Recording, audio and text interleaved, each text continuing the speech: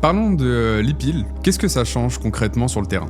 Alors, aujourd'hui, on va beaucoup parler de la notice électronique l'e-pile. Sur le papier, le sujet peut sembler simple. Remplacer une notice papier par une version digitale, mais en réalité, c'est un projet extrêmement structurant.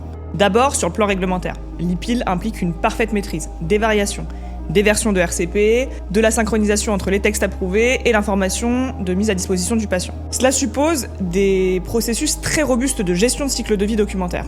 Ensuite, il y a un impact direct sur la qualité. Qui est responsable du contenu publié? Comment s'assure-t-on que la version consultée est bien la version en vigueur? Comment documenter les contrôles, les validations et la traçabilité en cas d'inspection? Sur le plan supply chain, l'e-pile modifie les stratégies de conditionnement, on parle de stock multilingue, de rationalisation des lignes de packaging et parfois des changements industriels majeurs. Enfin, il y a l'IT. Hébergement des données, cybersécurité, accessibilité pour les patients, continuité de service. L'e-pile, ce n'est donc pas un sujet réglementaire isolé, c'est bien un projet transverse qui va nécessiter une gouvernance claire et une coordination fine entre les métiers. Et c'est justement là que l'expertise transverse de The Sky prend tout son sens en accompagnant tous les départements.